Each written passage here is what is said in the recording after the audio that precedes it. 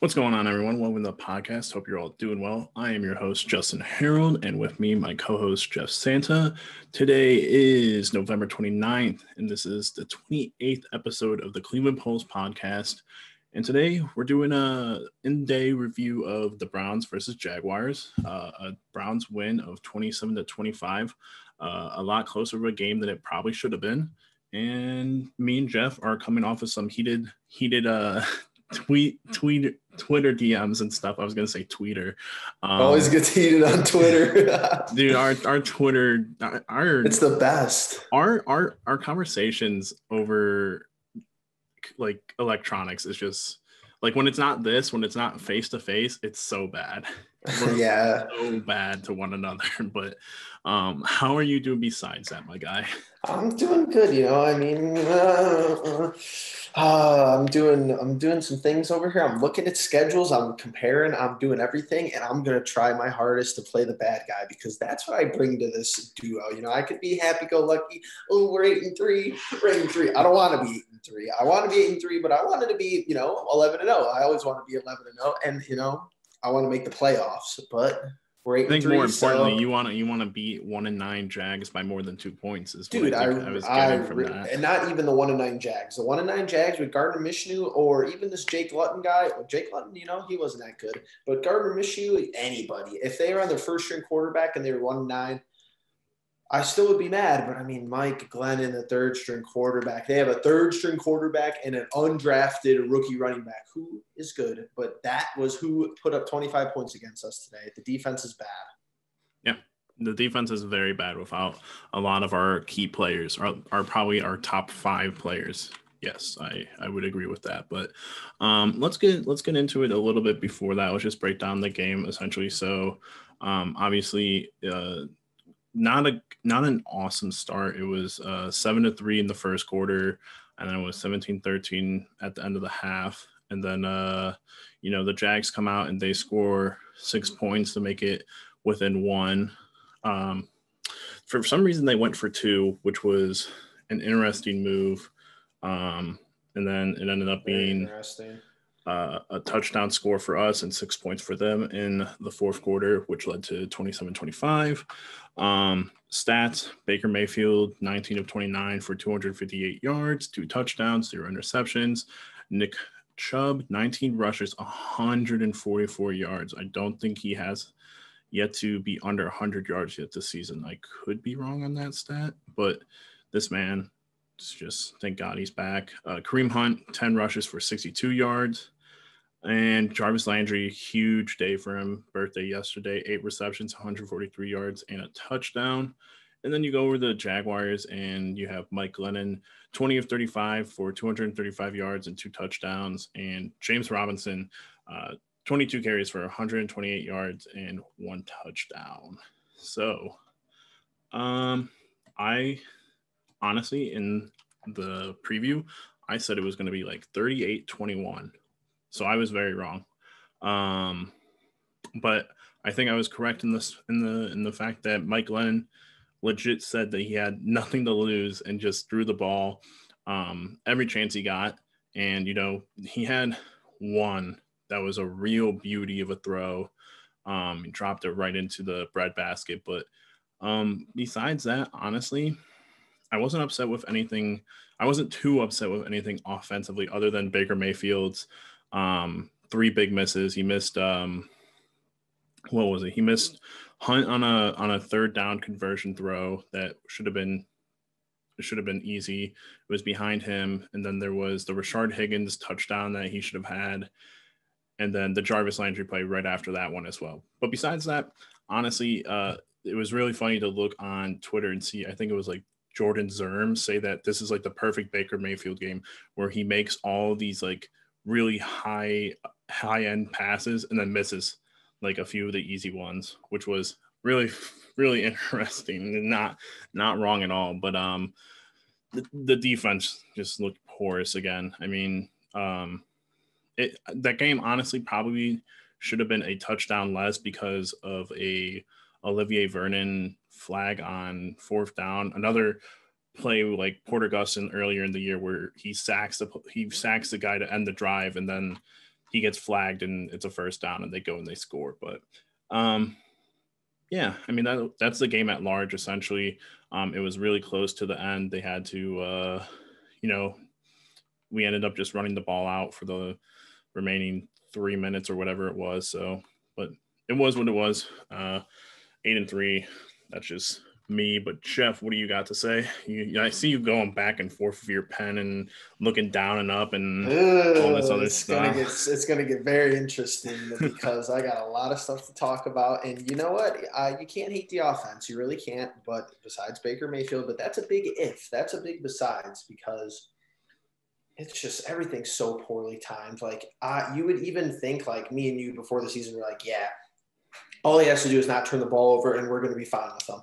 I totally agreed with that probably 3-4 months ago. And now he has no interceptions and I still find a way to be pissed at him because he makes boo-boo throws. What is wrong with him in the red zone? Something is wrong with us in general at the red zone. Something is wrong with us 3rd and 1s. When we have 1 yard to go, we look like a totally different team. When Baker's out of the pocket, he looks like a totally different player. But you even saw that the Jags were even smart enough. We roll him out of the pocket literally the whole first half. And while that one throw to the end zone to Higgins was bad, everything's high with him. I don't know if it's his feet or his footwork's bad. I don't know. Definitely on that Higgins play, you know, he double pumped for some reason, you know. He pump fakes all the time. I think what he saw like, and this is me trying to do my best, like trying Why to say Baker pump fake? Well, if you look at his eyes the entire way through, he's looking at Hooper because he's thinking that those two, even though they're making a natural pick, he's expecting someone to be on Higgins, and he's thinking getting one-on-one coverage with either Higgins or with Hooper. He sees the guy wide open, he gets nervous. Yeah, I mean, he threw off his back foot. That's all that was. It was bad throw for sure. And I was watching Oklahoma tape, and while they ran him out of the pocket a little bit there, I do not recall that Oklahoma head coach quarterback whisper his name off the top of my head, but I know he's good with quarterbacks. But his footwork, I don't know what it is, and just maybe it's all the different systems, and if they're having him drop back more, drop back less, his feet were way more quiet in college. I understand that the guys are slower. He had more time in the pocket in general, but his feet are so crisp and so clean in college. He just steps into throws. And I feel like it just doesn't look like that at like right now. That's something that I think he needs to get back to, especially with, I think throwing off his back foot is a big problem for him, especially in the pocket. Yeah. My thing with that is just like, I think one, it has to do with, and I'm not even going to say that that's fair. This is a fair excuse for him, but it probably comes from last year when, he was always running out of the pocket and trying to escape. I think the thing he's trying to do is be better in the pocket, which like he's staying in there longer. And obviously pressure is going to get to him at some point, but I like that he's trying to stay in there longer than he did last year, because he does have good protection more often than not. But yeah, I mean, he definitely was probably more comfortable in college. I feel like a lot of quarterbacks are. I think the only quarterback that looks more comfortable in the pros than in college is probably Patrick Mahomes. But like, that's the only person that I could probably think of. So yeah, I don't know. I guess it's maybe just flashbacks of last year because he honestly did not have that much time in the pocket last year, which was not his fault. And that's why I honestly was not on him at all last year. Well, not at all, but that's why I kind of took his season last year with a grain of salt, solely because of the complete lack of leadership on our offensive line. And this year, they're just so much better. Even when they're bad, even when they have plays that are lapses, they're still way better than last year. Jedrick Wills is reminded, he's like, he needs to get his equipment figured out. I lost his shoe today. He was losing his helmet a couple times last week. He's like the Jose Ramirez of the Browns. His helmet's always flying off, but the O-line's way better this year. Yeah, absolutely. Absolutely. But I mean, yeah, I mean, this was a game where, I wanted Baker to, obviously, he probably should have had 4 touchdowns if I'm not mistaken. There was the Harrison Bryant drop in the back of the end zone, and the missed Higgins and the missed Jarvis, but that came on the same drive, so I kind of counted as just like one that he could have had together. but I mean, I don't know. This really wasn't a game where like I thought it was needed for him to air it out. I thought it would be good for him to because of the weather and everything, and I think that's what Stefanski was kind of thinking. But I don't know. It was a poor game, but like it's not like I'm upset at Baker. If anything, I'm upset with the defense. But the defense was also lacking immediately. The first play of the game, we lose our best He's made of safety. glass.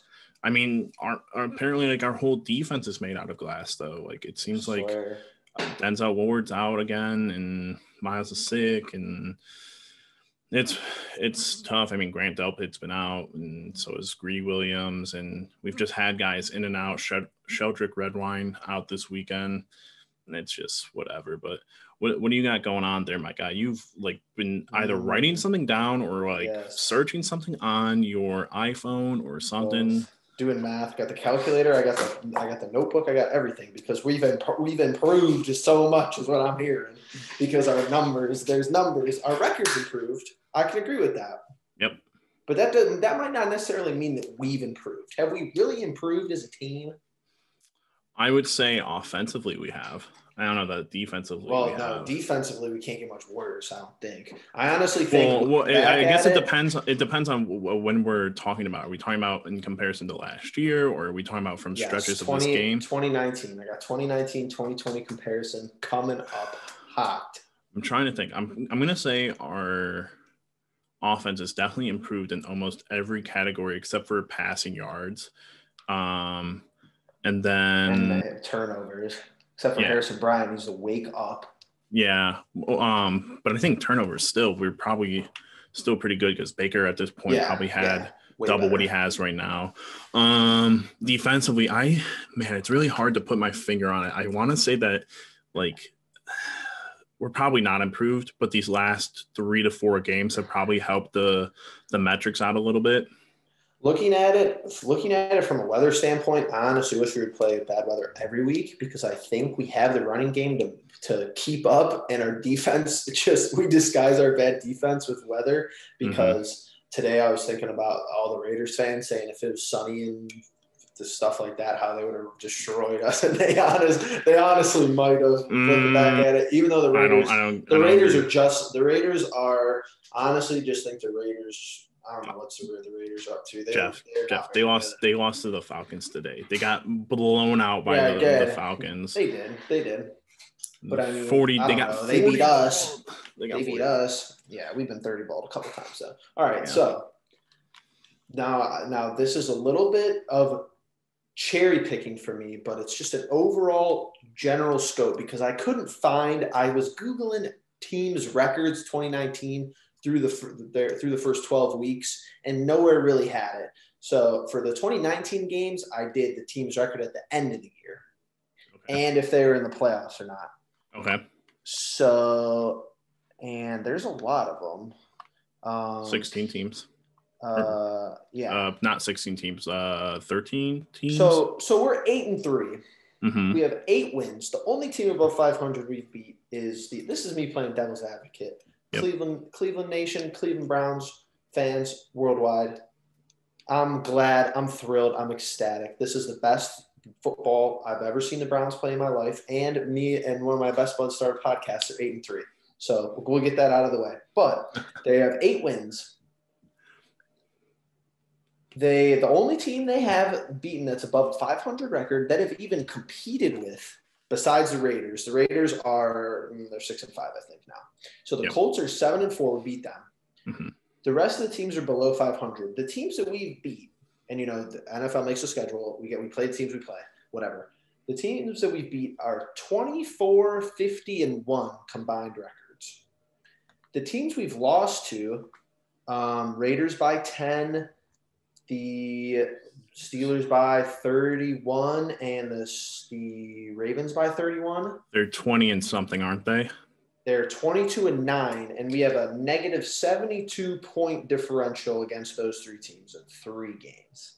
Okay. Wait a minute. How does that work? The Steelers are 8 wins, right? Or the Steelers are 10-0. Oh, Ravens never mind. Are 6-5, and how I got that. I'm No, the Ravens are 6-4, and the Ravens are 6-4, and the Raiders are 6-5. I miscounted the Steelers. 22-9. Now here's 2019. This is what interesting about 2019 because the first 8 weeks is without Kareem Hunt, and we have Freddie Kitchens as the head coach. So those are your two big things here. So we're 5-7 through the week 12 weeks of last year, and Baker is playing much better this year, and our offensive line is much better. A bunch of different things. So we have 5 wins. We beat the Jets.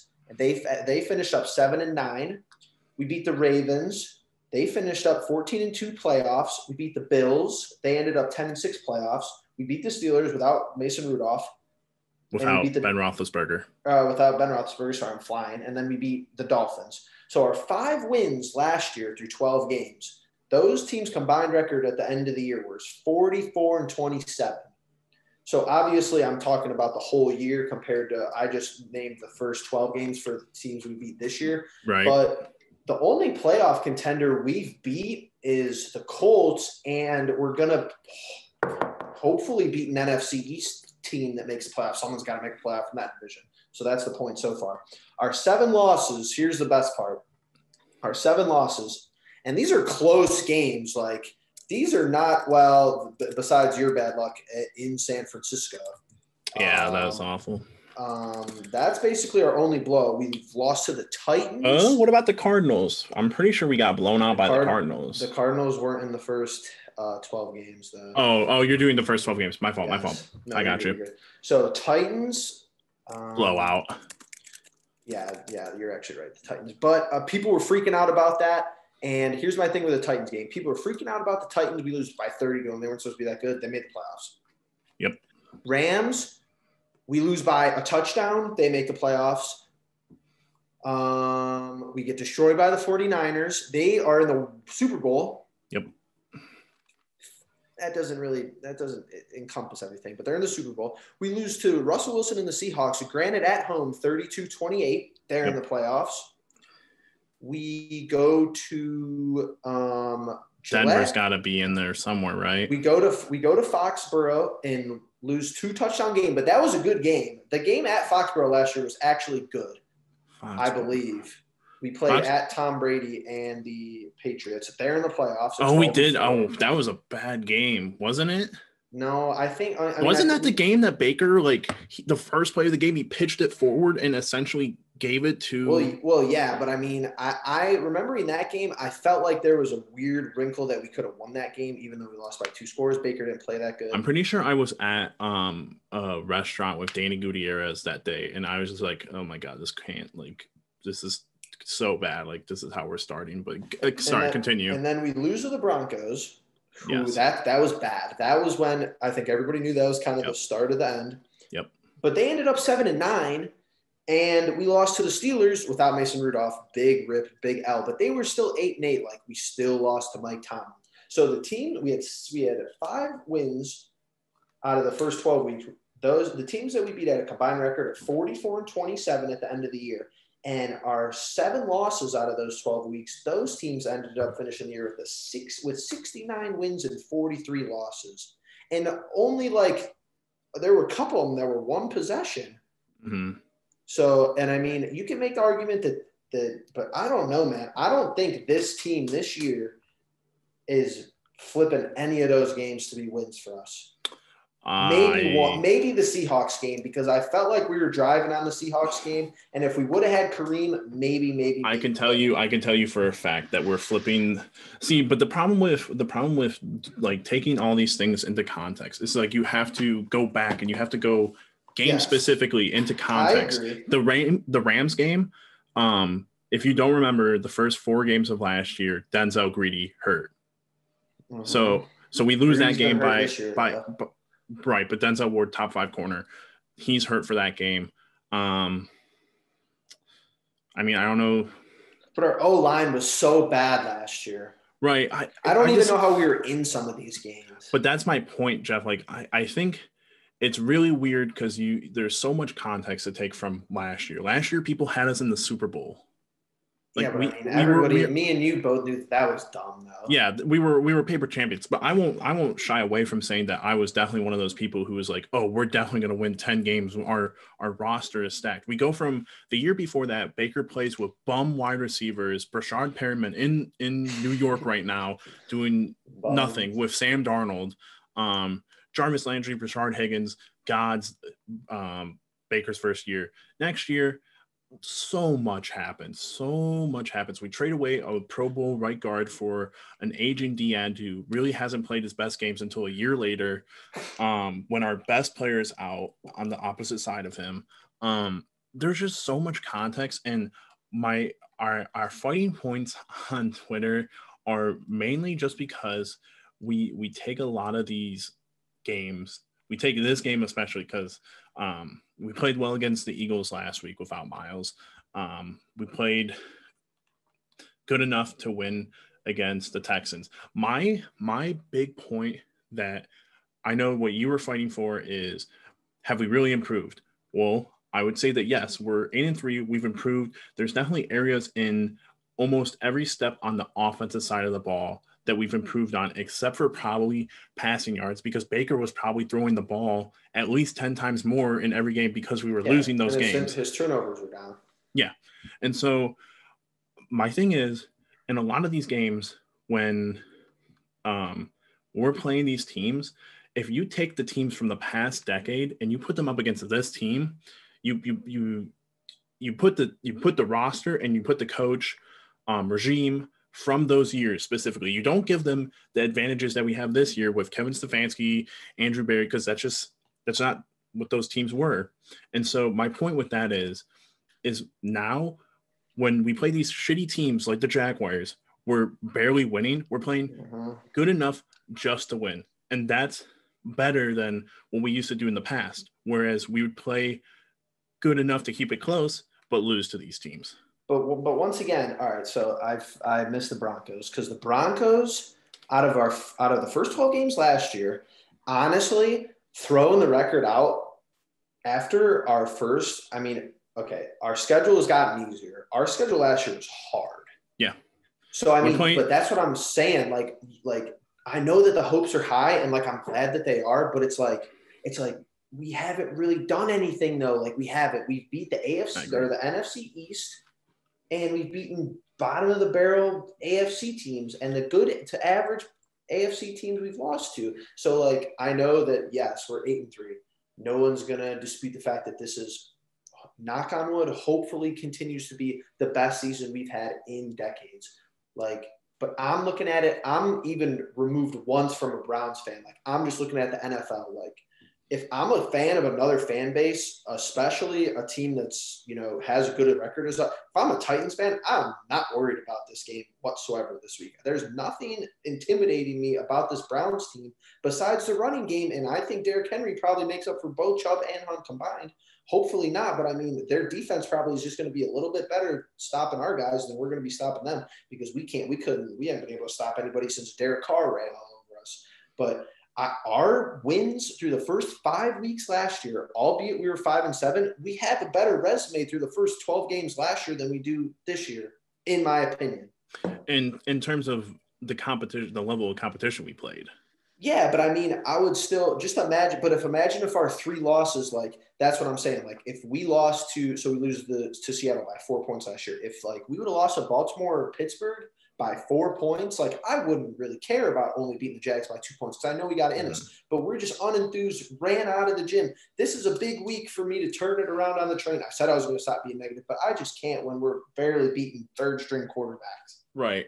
But if you, and like you're comparing the first 12 games because we're only 12 games through the season right now, those next 4 games that happen for the Browns are we get crushed by Baltimore, we get crushed by Steelers team with Mason Rudolph. Who were the other 2 teams? I don't know. I can't call. We lose to the Cardinals, but I mean, at the end of the day, that Cardinals team, yes, they had DeAndre Hopkins, but that Cardinals team was not as bad as I think their record was last year and how we kind of perceive them. DeAndre Hopkins has been pretty big impact for them, but I mean, they still had Kyler Murray and they still had Kenyon Drake. and their defense. Kenyon Drake went off on us, and that's the thing. That's the thing, though. Unenthused. The one thing that and we lose the Bengals, but that was a moot point. The one thing that was so surprising for the most part of this first half of this year when we were doing so well, except for like the first game, which we've given that enough talk about already, is that we did so well against the run. And now, for some reason, it seems like teams are just running all over us again. Our defense. That's another thing that is very stifling. That's my thing, though, Jeff. I think that the defense is considerably worse. We made so much improvements on the offensive side. We went out, we got our right tackle, we got our left tackles. Boom. Yes. That's instant. And then you get But I mean, we were like you said, though, we were banged up for the first 4 games of last year, and like we still play a good game against like. I still take the roster. I still take the Ravens without Denzel or Greedy. Like how? Right, and I mean, I'm absolutely in the same boat with you, but then we go and lose the game next time. That's the problem, though, because like I understand the 12 games you're taking a good sample from a bad season. And obviously, we'll have this conversation at the end of the year and compare. And I think we'll come out of it and say, yes, we're improved from last year for sure. But I understand what you're getting at. The problem with that is that we get to play the Baltimore Ravens and the Steelers again. I don't know that we're going to do much better against the Steelers, depending on what their situation going into the playoffs is. But the Baltimore game, I'm more optimistic about playing Baltimore than I am playing Tennessee because Baltimore seems to be coming off the rails over there right now. I really don't know what's happened to them, but I don't think we're going to get week 1 slammed again by them. And I think, honestly, if you name the talent that was on that Browns defense last year compared to what we had this year, I think it's significantly better. I don't think that we played much better, but I think it's better in terms of just like, I mean, Joe Schobert, Pro Bowler guy, we switch him out for BJ Goodson. Randall, Demarius Randall, we switch him out for fucking Sendejo. Our defense is bad. Yeah, but that's the thing, Jeff. My overall point to you is that with the revolving door that you were talking about with GM and coach, I understand that our team itself has talent, but even like teams that have this kind of talent, the only team that, and I can't even begin to think of a team that gets a new head coach and plays as well. Like I think Sean McVay's first year as head coach. I don't know Kyle Shanahan. I don't think that was his first year. No. Shanahan struggled for his first 3 years because guys were hurt. Then they traded for Garoppolo and blah blah blah blah blah. But year 4 they went to the Super Bowl. Like it takes time. But and they played in their division is kind of like ours right now, where it's difficult. But like I'm more about building blocks. I'm more about, all right, 8-3, we're already improved compared to last year. I don't expect the Browns to be a single playoff team. Like maybe the Bills, like maybe. But why though? Like if we're that much improved, like last year we beat playoff teams. Right, but that's like a fluke thing. Like the Ravens was a Ravens was a fluke thing. The Bills, that's 2 playoff teams. Honestly, the bad. This is worst case scenario, but so Washington, I guess, is in control of the NFC East. But say the Giants come out of the NFC East and they beat us, and we still make the playoffs over the Colts. We will make the playoffs. All right, so there's a lot of things happening, but we say we lose to the Titans, lose to the Ravens. This is worst case scenario. Lose to the Titans, lose to the Ravens, lose to the Steelers, lose to the Giants. Okay, but so we only win the Jets game. We only win the Jets game. Say we only win the Jets game, and 9-7, we have the tiebreaker with the Colts, and we're 9-7, and we get the last seed. That could happen. Slim chance, because I think we take care of the Giants, and hopefully we could win one of the other games. But if we could be 9-7, and yes, it's an extended playoff, but we could literally be in the playoffs and we would not have beat a playoff team in the regular season. Okay, but is that just not a thing to be happy about though, or like to be like? I mean, it's not. If we get bounced 30 ball in the first round, I mean, yes, it's an improvement because we're in the playoffs, and that's probably one of the better seasons that in the last 30 years that any Browns fans have seen. But it's like we beat 2 playoff teams last year in the first 12 games. We technically, I mean, the Colts are not even a playoff team right now. We've been a playoff team in the first 12 games of this year as well, though. The Colts are a playoff team. They're currently in the playoffs. They're the 7th seed. Yeah, I mean, they're probably going to end up. I mean, they lost. Were they 7-4? Yeah. 7-4. Yes, and I mean, it's weird because the division we got paired up with in the NFC this year is doo-doo. But technically, we probably already have beaten. I understood your point about like, right. We could lose to the Giants, but if that's mathematically possible, because I bet it is, but I don't know maybe with the extended playoff game. But I mean, you would think 9-7, we could probably squeak in if the Colts are 9-7. So your worst case scenario has us only be one playoff team. But my best case scenario is we take one of the 3 from Titans, Ravens, Steelers, and we beat hopefully 2 playoff teams if the Colts make it. And I guess if the football team, but I mean, I'm not really counting any team from that division as a playoff team. But I guess if the football team's in it, then it'll be 3, and we'll have 11 wins. So let me ask you though: do you think the teams that are in the AFC, which we primarily play, are better this year than compared to last year? Because no, they're worse. They're worse, really? I think so. The Ravens are worse. Okay, but the Steelers are the only team that's better. Right, but the Steelers are above the Chiefs. The Colts, I guess, might be better, but that's still to be determined. What was the Colts record last year? I'm not trying to sound dumb, but I just don't have. No, I don't either. I don't. Colts 2019 record. They were 7-9. Like they could finish up. I mean, they could not be that much better. If they're 9-7, I guess they're a little better. At this point in the season, I think the AFC teams this year are better than the teams from last year, specifically because of not that we've played though. The whole AFC, yes, I would agree. Yeah. But the first 12 games last year, we played the Ravens, Bills, Steelers without Big Ben, Titans, Patriots, and the Broncos. We played the Steelers twice. The Broncos were 7-9. Obviously, they're worse this year, but we don't play them. Yeah. I just I understand. The Bills are better. The Bills are better this year, but we don't play them. Right. It just, I mean, it's hard to, because we played playoff teams last year and we got the 2 wins, but I think, I mean, the Ravens game, again, we played those 2 teams twice.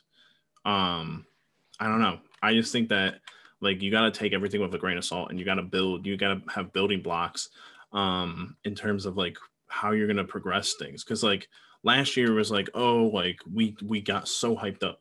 And I think this year people actually set realistic goals. And I think you definitely set realistic goals. But I think the problem is, and the one thing I think that's commonly missed here is just the fact that on any given day, any football team can be another football team. Yes. That's it's not the point where you go and you get an 0-16 team and you're oh, can these guys beat the Alabama? Right. People do saying that, but that's dumb. Yeah, it's dumb. On any given day, those teams could win because of a certain factor. And I understand your frustration with Baker or with the defense or whatever you may have. But I think the thing to grasp onto is that 8-3, whether it's against good teams or bad teams, is better than what past teams have done. And it's something to build off of. If Kevin Stefanski comes out of this season and he goes into the playoffs and Baker Mayfield goes into the playoffs and the team in general goes to the playoffs, it's something to improve on. I can almost guarantee you that next year, and this is a hard thing to say, it could be bad because of the teams that we play. Yep. But the problem with that is if we had that schedule this year and this schedule next year, well, we could be five and whatever right now. I'm trying to do math. We'd be 5-6, which people would be upset with probably. But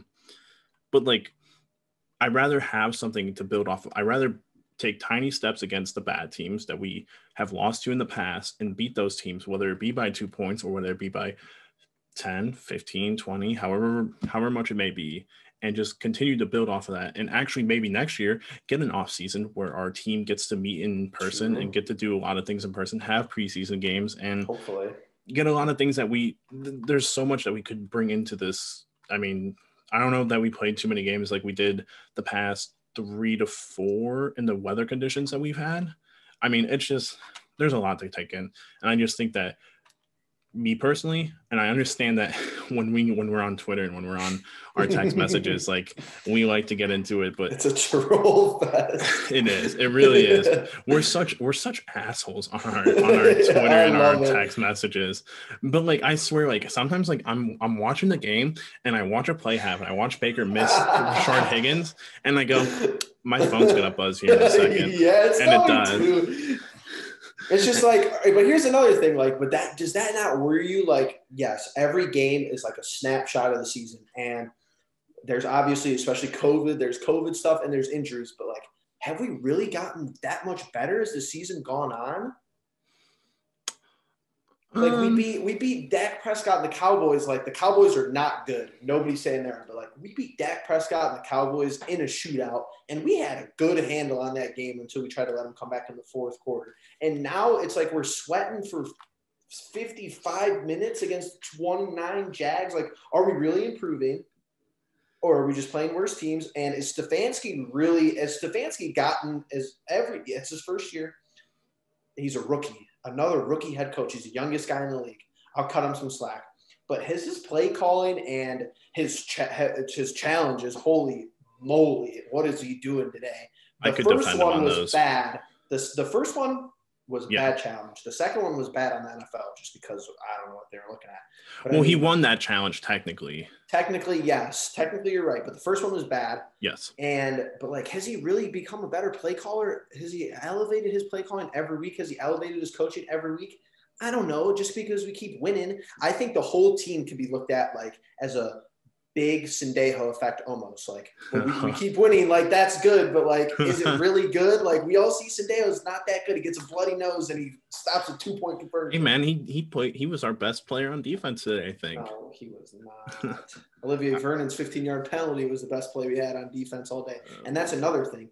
With our culture and with the way we work, we're just gonna have to stick with it though. Because if we have 11 and 12 wins this year, like you were saying, that could end up being really bad. Because if we have a hard-ass schedule next year and we only have 7 or 8 wins, people are going to be like, that's even worse. But, I mean, that's the sport. That's how – if you're not going to build a great franchise unless you go through the ups and downs, unless you're, lucky few the past 10 to 15 years, Steelers or Patriots. Yeah, and I think like the ups and downs, it's good to establish the ups early because then – because, like, as you've seen with Freddie Kitchens and Hugh Jackson's, if you get so far down to start off, there's nothing for you to grasp onto. Like, the Haslam's tried to keep Hugh Jackson on for as long as they could and just ended up cutting his legs out underneath him. And then, Freddie Kitchens, he did really well offensively in the season beforehand, and then he just couldn't get anything going, and you could see the verbal, the facial and the verbal depression coming on through the team and everything, and got his legs cut out from underneath him with an awful season. I think, if Kevin Stefanski gets into the playoffs this year, and Andrew Berry for that matter, those guys are going to be here for at least 5 years. And like, it's so bad to say that because like even 5 years, I mean, like, I just think of, and you brought it up. Oh my God, the 49ers coach, what's his name? What did you Shanahan. I actually want you to go look up what his records were his first 4 years. I think 1, 2, and 3 were bad years because of certain aspects. And then 4th year, Super Bowl. I believe that's what it was. I could be off by a year. But I believe his first 2 years, he kind of struggled. Yeah, 2017 he was 6-10, and then 4-12 in 2018, and then they were 13-3 last year Super Bowl, and now they're 4-6. See, and it's got to be that 3-year period of like that's what people will take into account. At the end of Kevin Stefanski's 3rd year, if he makes the playoffs at least one time, he's going to be there for the next 2 years. I can guarantee it. I would agree. And then from that point on, it'll be just like a whole basis of what's going on with the team and everything. So, but I think we're running a little bit long, and now we've kind of exhausted both of our points. So, unless you got anything else, no, I was basically comprehended it all. I mean, this is just, we'll get to it in the preview, but this is just the biggest week. This is, again, the biggest week of the year. It seems like, I'm kind of glad that's how it's been, though. Every week has almost been the biggest week of the year, because if we lose this game today, 1-0. I mean, yeah, go 1-0. That's all you got to do. But I'm not even at this point with this team, and this is the sad part. We're 8-3, and I don't even want to go 1-0 against the Titans. My message for this week, obviously, we don't say this to the team, but my message as a fan is don't get blown out. If you play competitive and lose, I'm cool. But if we lose by 3 touchdowns, I mean, yeah, you're gonna have a lot to say. I hope we don't. Like, I really hope we don't. But it's just the inner Browns fan in me, man. I don't know. I mean, even I can agree with you to an extent that, like, our messages about next week is just like Derrick Henry's gonna like shit on us. Like, absolutely. I mean, Tannehill's good too, but Derrick Henry's a monster. Yeah, absolutely. But all right. Just want to close it up with Jeff. I love you, brother. I love you too, buddy. We'll be good. We don't know how to act. I'm 8-3. I don't know. The Browns are 8-3. I don't know how to act. It's all fun and games. It's all love and absolutely. But all right, everyone, thank you very much for watching. I think this is probably one of my favorite episodes. But thank you all for watching. Thank you all for listening. If you guys could please leave a subscribe, comment, all that good stuff, share with your friends and family. We greatly appreciate it, and we'll respond to you guys. And yeah, we look forward to talking about the preview in the next episode, and we'll catch you later. Peace.